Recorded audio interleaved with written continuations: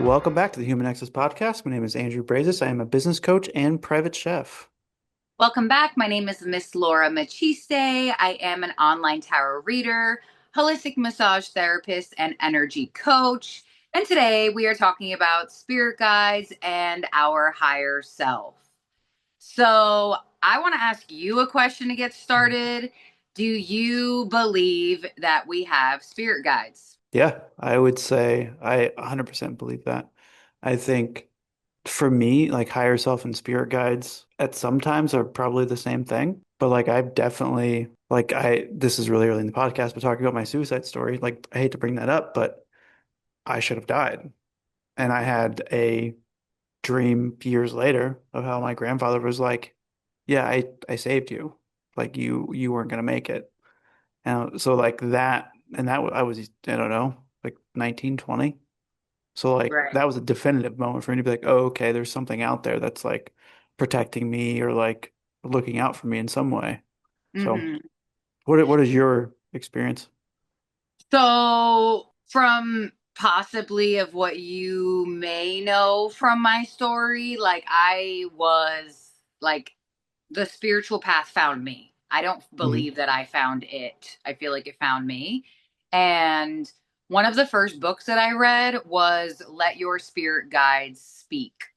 And in this book, it basically indicates how every single one of us are born with like a team, like a group of guides. They're with us when we're in the womb, they're with us when we're birthed into the world, and they're with us until the last dying day.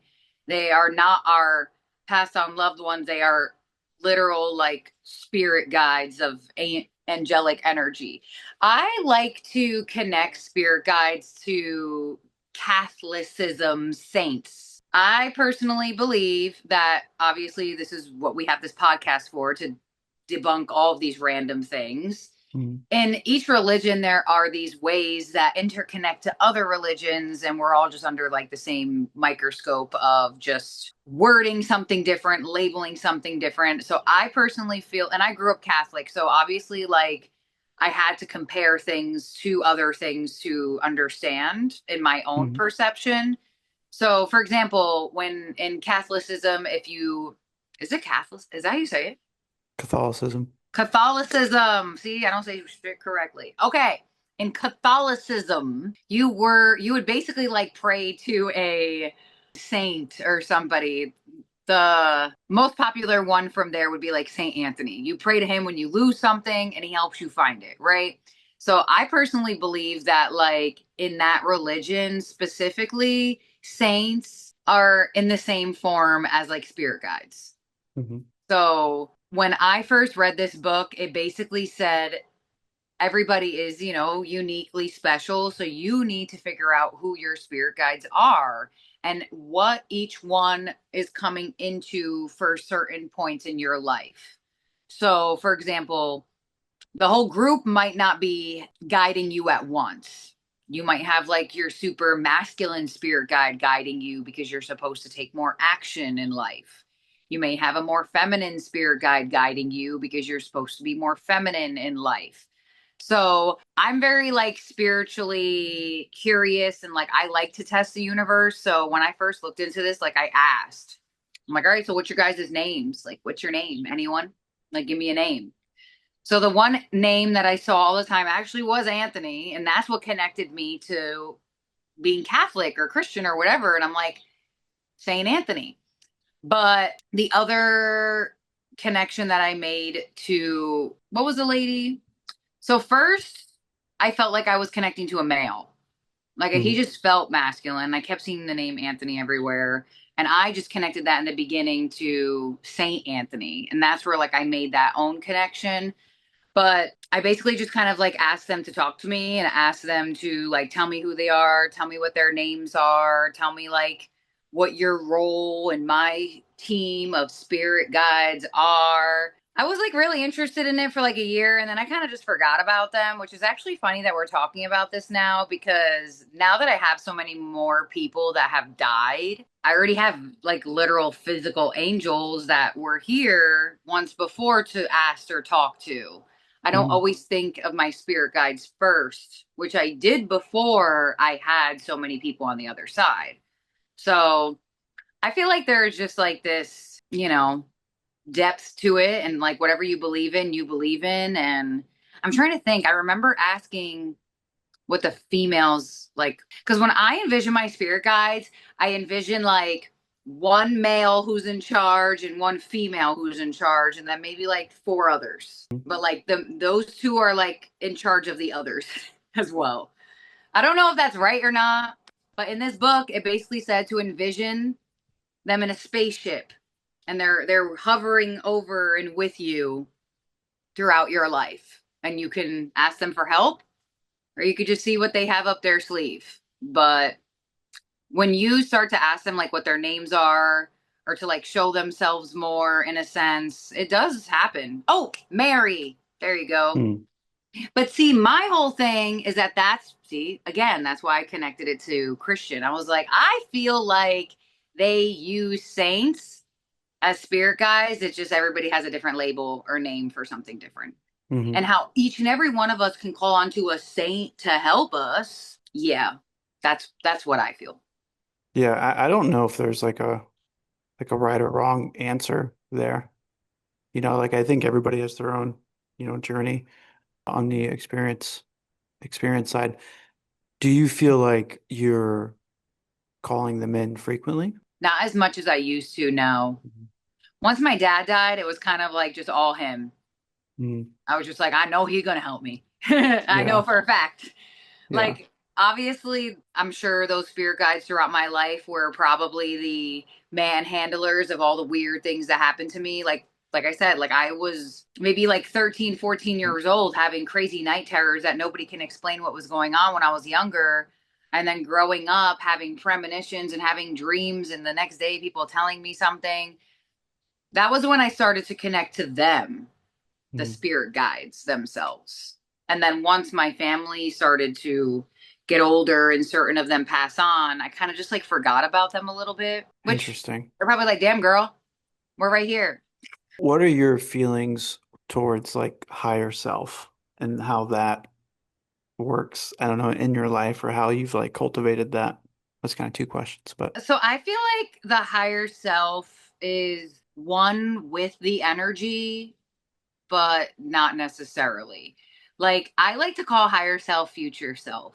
Do you ever do mm, something and then in the future you're like, "Oh my gosh, shout out to my past self for doing this because I need this now." That's what I envision higher self to be. The inner mm, knowing that doesn't know until a couple yeah, weeks or some odd later. So whenever I had those have those like random urges to do something, or to write something down, or to call someone up or something like that, I feel like it's my higher self. And I feel like it comes through the third eye, through the crown, through your intuition, because of the higher centers, like the crown, third mm, eye. So when I think of higher self, I think of like our advanced intuition, just like the knowing that already knows.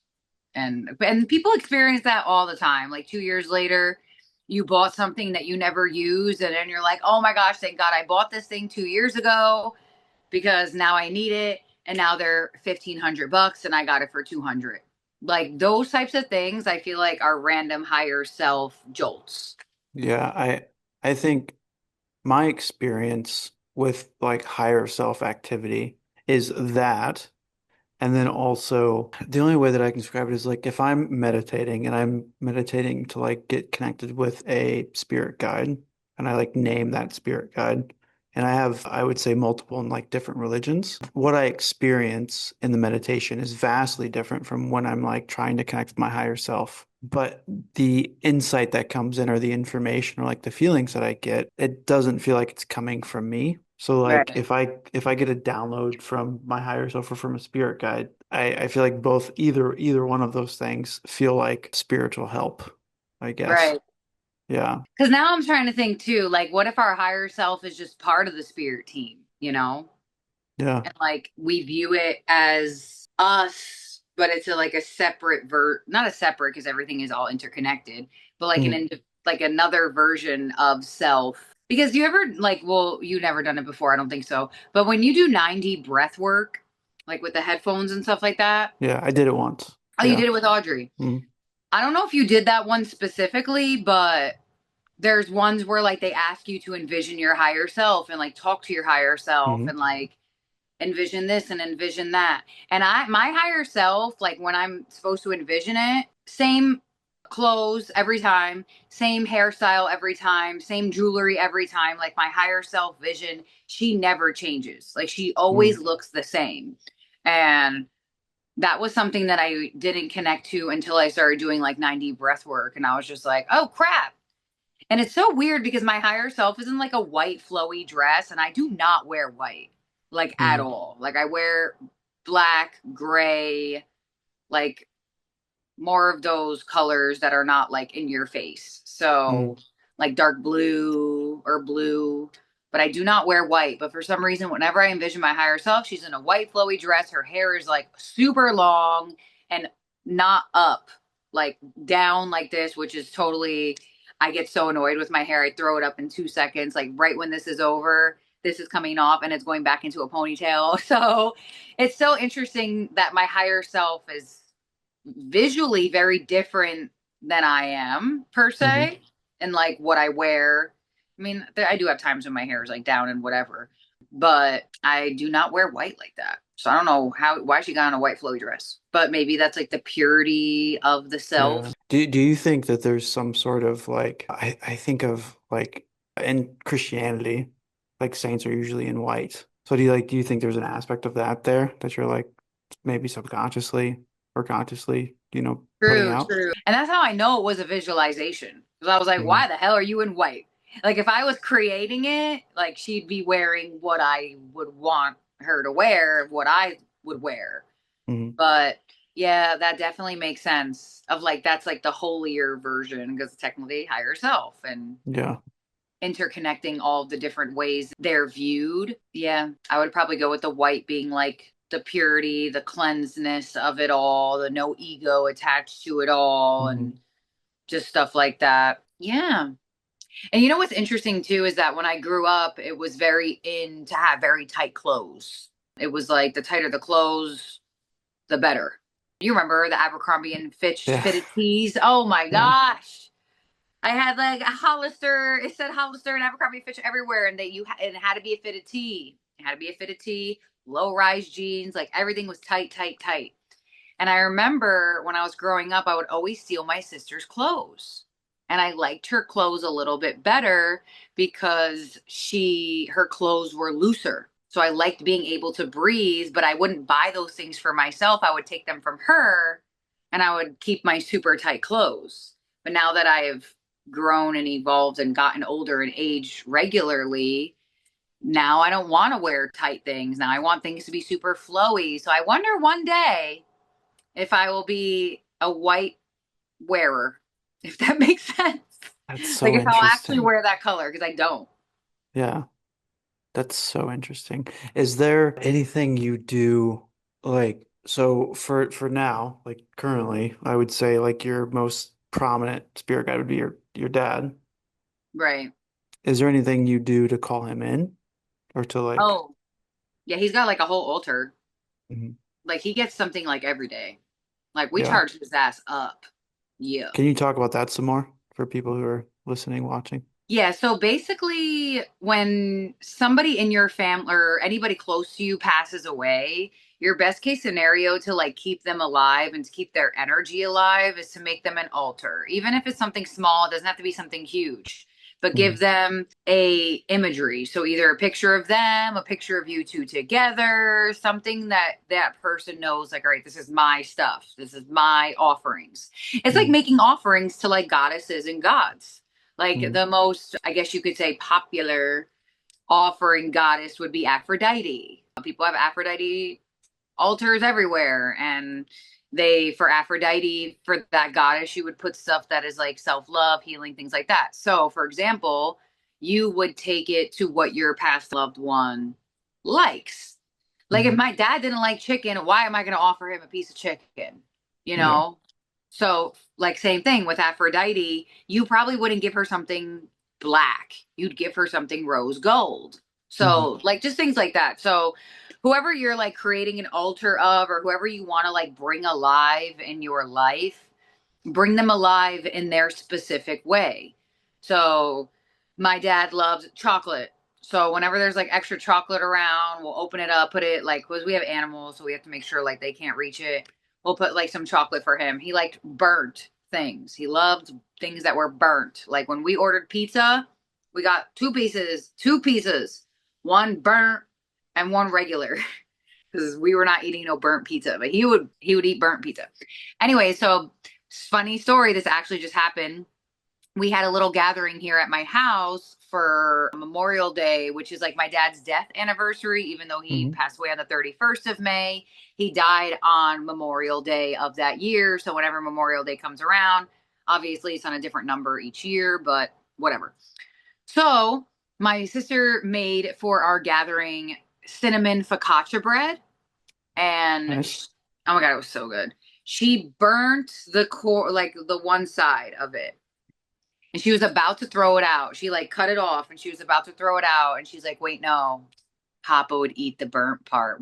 She literally gave him like the whole edge of the bread. It's like this big. And she put Hmm. it on his hutch. I refilled his water. That's a big one too.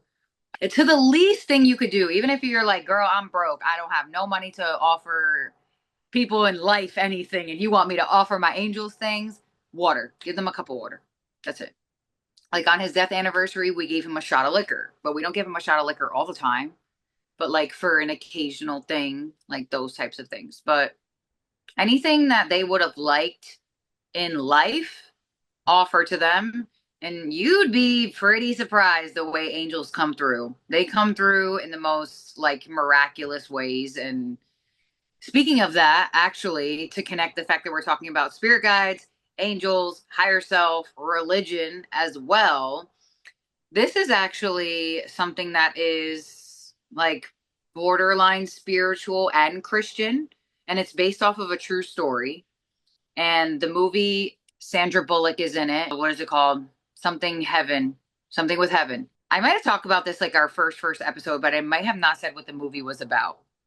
I'm gonna figure out the name of the movie though. But basically, this lady's child has like an incurable disease. And every doctor's like, no, no, no, she can't be cured. She can't be cured. She will end up passing away at whatever point in time. And this mom was like, no, Hmm. like, I don't care. And I think she found like a doctor in Chicago. She like went there. They did all these things. Like they went to every single doctor that you could find. And one of the days, I think they were in like not by their house, they were somewhere in like a different state. The little girl was playing outside. She was playing on a tree and she fell inside of the tree. And they had to call like the firefighters. They were like, oh my gosh, like we got to get her out, like this, that, and the other. They rescued her from the tree and her disease was gone. And she told the story that when she fell, she went unconscious and she talked to somebody. And they said, like, we're sending you back and we're healing you. Wow. And it's based off of a true story. Yeah, And to that's bring it all together, my dad loved that movie. Like he would talk to me about it all the time. Like, you gotta watch that movie. You gotta watch that movie. I never watched it until he passed away, but I'm gonna find what it is right now. Sandra Bullock tree movie. Yeah, let's find out. Do do do do. Oh, maybe it's not Sandra Bullock. Hold up. that's okay. Movie where girl falls in tree and sees God. There she is. It's called Miracles from Heaven. Oh, it's Jennifer Gardner, not Sandra Bullock. They look alike though. They do look really close. Yeah. Yeah, and it's based on a true story. Like this literally happened to somebody before. Yeah, that's crazy. Well, I mean, we had one of our guests on talking about I how, remember yeah, was it Bree her dad, like saved and her her in the dad car saved her. accidents? Yeah. Yeah, I think relative to spirit guides is probably the most accessible for most people. Right.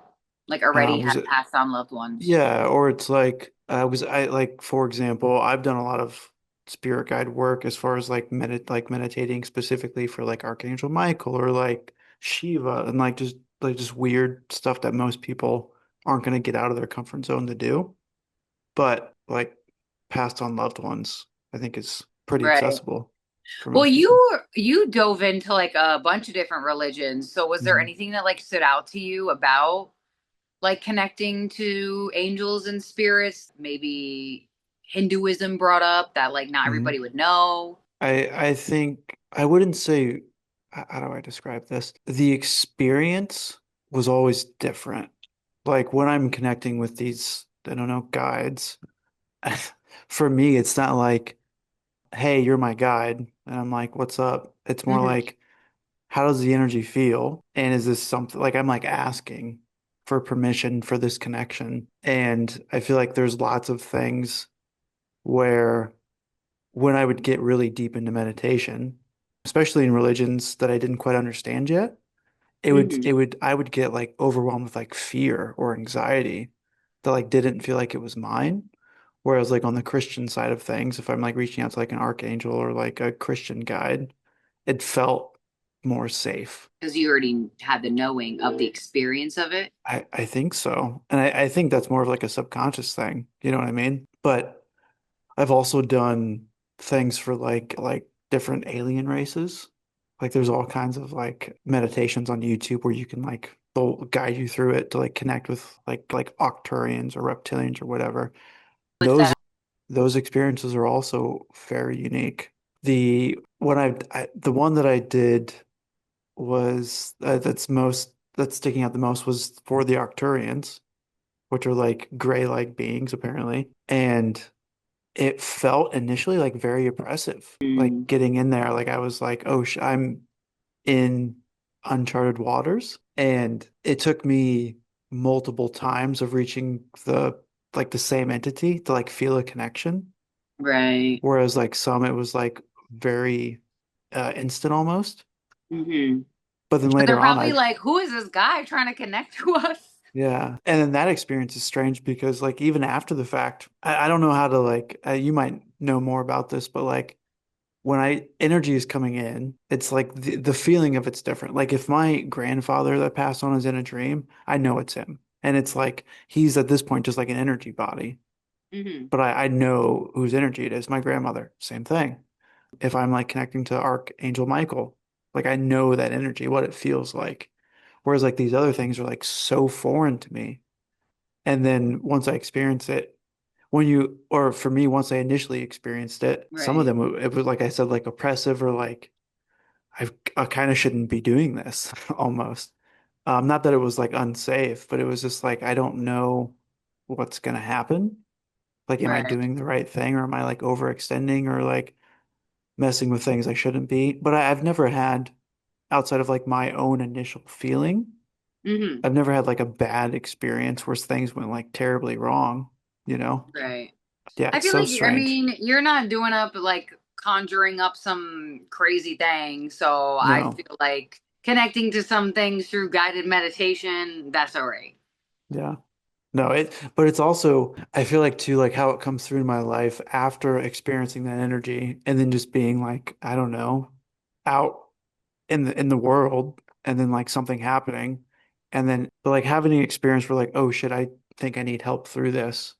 Hmm. And then feeling like an Octurian energy come in or like feeling my grandmother's presence or like my it's just it's so strange to recognize those energies post connection. Right. Yeah. Yeah, because it's energy and we can't see it. We can only feel Hmm. it. So while we're Yeah. feeling the times of life and we're being connected to, it's like, hello, is Hmm. somebody there? But Yeah. that's like really cool and also creepy at the same time because I don't think I would ever look into doing connecting to the gray beings. But there was a lot of things in the Divine Masters deck that I have that are connected to Atlantis. Hmm. And that is like kind of like a familiar feeling to me. So I do feel like a lot of the times as well, like in the all the connection of like who you maybe were in a past life, like possibly like some of your spirit guides are from those past lives too. You Hmm. know, like you one of your spirit guides may be a gray being and you were Hmm. like, I'm gonna connect to you, like don't worry. Yeah. You just got to wait until I turn 31 because I'm not going to be on the journey yet. You know, I almost feel like our spirit guides are, it's like you're playing a video game and they're shadowed and you might Hmm. only unlock one or two at certain phases in your life until Hmm. like you unlock them all at Yeah. whatever point in time. So I wouldn't be surprised if like you were a gray being or something, or one of your spirit guides was a gray being from like a past life, and that's just like what you felt connected to, of like, because like I feel really connected to like the ocean and like the beings that were in there. So Hmm. like I wouldn't be surprised if one of my spirit guides was like a reptile. Yeah, I it's think I it's do so look like a weird. fish, so Have you done any of that work, like reaching out to other, I don't know, my life is like too weird. I don't need yeah. to ask for it. Yeah. I think I got like once I got in so deep, I felt the same way. I was like, okay, I'm like making things weirder than they need to be, so I'm just gonna not do that. Yeah, stuff is weird from the moment I open my eyes, from the moment I go to sleep. Yeah. So if I ask for it, then it'll probably be even creepier. But there are those times where, like I'll ask for answers, I'll ask for guidance, I'll ask for someone to come through or try to help me or like Hmm. something like that. And a lot of the times it does happen. It's just not always like snap of a finger. Like when I asked my dad for help, like when I was going through certain things in the month of April, it took, I would say, like at least 2 weeks for things to like move and stuff like that, and for me to feel Hmm. like I was actually being helped from like Yeah. source, if that makes sense. But then there's another thing with that as well, is almost like I feel like they can only help you to a certain degree to where your free will comes through.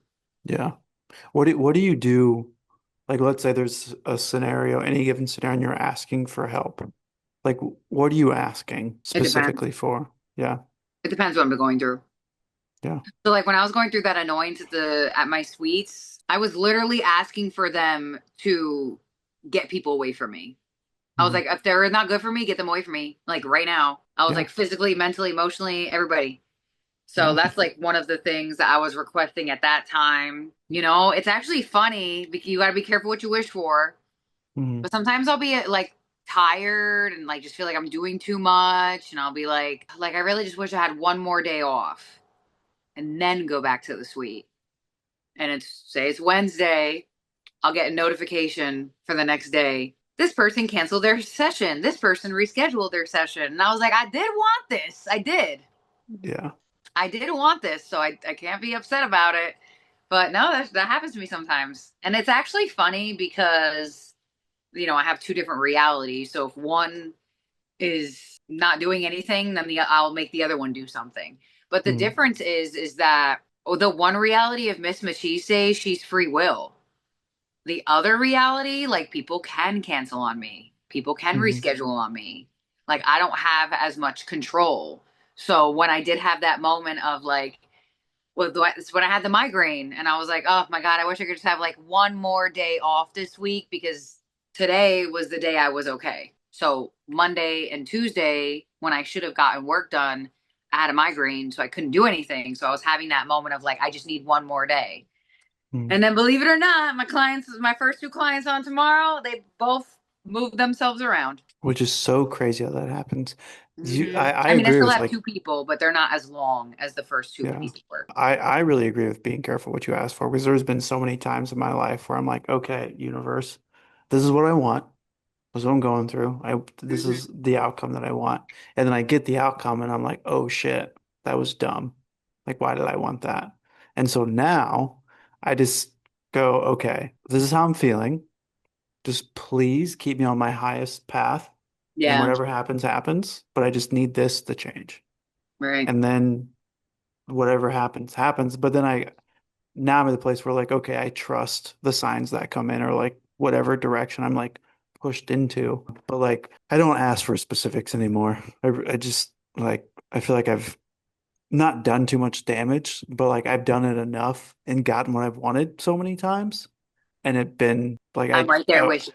it was like I was tired or I was upset or, whatever. And I'm like, yeah, I can't be using this in that capacity because it just doesn't get me where I need to go. Yep. That's the same thing I do. I used to be so like this, and now I'm just kind of like, hey, whatever y'all think is good for me and is my most abundant path and will be most peaceful and happy and whatever, then sure. But Yeah. I used to like specify on certain things, and that's the thing as well, is that like everyone's like, oh, none of this stuff works, and it's like you probably did get something that you asked for. It didn't show up in the way that you wanted it Hmm. to, but you still got it. So Yeah. I used to manifest for people actually back Hmm. in the day, like when I first started doing it, and it's because I didn't want to package and sell them the candles. I would just do it on my own for them and record the candle, whatever. And I had this one client, and he wanted this girl, right? We lit a candle for her once a week, right? Now, mind you, this girl, she was woe is me, like me, everything of it did not matter who was she of her personality. He just wanted her to choose him. She finally chooses him, and he's like, Miss Machiste, I don't even want her anymore. She's psycho. She's crazy. Like, why did I even want her in the first place? And I was like, so you're telling me every single week? And he was like, but at least it worked. And I was like, Yeah. but yeah, Yeah. Yeah. You got to be a lot of the careful. times you might not want the person, Hmm. or you think you want something, and then the difference of the dynamic is like, oh, well, you were just that person's like situationship, and now that you're their partner, now you don't know what it's like to be their partner. Now Hmm. you might not like that energy that they give to a partner, but to a whatever, it seems fine. I got stories for days of people who have manifested stuff. It was like, oh shoot. Manifestor's remorse. Right, manifestor's remorse is right. Yeah. To manifest for people, my biggest thing was engraving the candles to make Hmm. sure exactly what they were asking was on the candle. And I used to do that for myself too. But then I realized, like, oh, shoot, it does work. And it's actually like too specific. So now when I do like my candle engraving and stuff like that, one or two words. But when I tell you, me and my clients, we used to engrave like sentences into these candles, and they would come through. But we're like, oh no, why did we add that part of the sentence? And I'm like, that's what you wanted. I Yeah. didn't. Yeah. So what you're saying is be careful what you ask for because it Hmm. probably will happen. Right. Is there anything before we cut out, is there anything that you could say in your experience with working with spirit guides that you could pass on to people to like help them navigate, start on their own if they're not? So this like randomly came to me. I don't really know if this actually answers your question exactly, but this is just like the first thing I heard. I feel like our spirit guides on past on loved ones, all they want us to do is be happy. So if you're in a situation, or if you're feeling guided to do something that you know is going to stress you out, that's all you. That's your choice. That's your guidance. That's not hearing the guidance from the higher ups. So, first, that's the first thing. If you feel like, say you're in the toxic relationships, are always the greatest ones to use an example. Say you're going back and forth. Spirit guides, tell me, do I be with this person? Do I not be with this person? They broke my heart, but like I really love them. If it caused pain and issues, the answer is no. All Mhm. of that is light, love, and happiness. So if you're like, oh, well, my spirit guides told me to take back that toxic guy. No, no, no. You told yourself to do it. Don't blame them. Don't blame your higher self or this, that, and the other. So I feel like that's a basis to know, is that like love, kindness, compassion is the basis of all that source wants for us, and through whatever way that it is given to us through spirit guides, passed on, loved ones, higher self. And to read that book, Let Your Spirit Guides Speak. It's available on Amazon. It's really helpful. And I say to read that book because when you read the book, you will take from it what you're supposed to take from it, and how you're supposed to perceive it, and how you're supposed to work with it. Like how I work with my spirit guides, or how you work with your spirit guides, may not be everybody's way of doing things because everyone's Mhm. different. So I would say keep the basis of knowing that your spirit guides and past on loved ones only want you to be happy. They do not want you to suffer. So if you do any choice and you say, my higher self told me to do that, and you knew you were going to suffer, that's just, you just free willingly decided that. And I would just read that book. That's good. That's really good. To add to those things, I think the most important thing is being aware of what you're asking. Like if you're asking for help or you're asking to get out of a situation, like really know what it is that you're asking. Like if you're Right. asking to get out of a toxic relationship, what does that actually look like to you? Because Well, that, that's the thing is that it doesn't matter what it looks like to you. Mhm. The divine will decide how you do that. Yeah.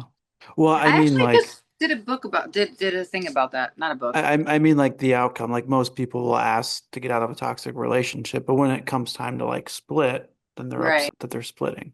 Or like Mm-hmm. if you're asking for a job, or like the girl that you were talking about earlier, like the guy manifesting the girl, and then he got the girl, and he's like, I don't even want this anymore.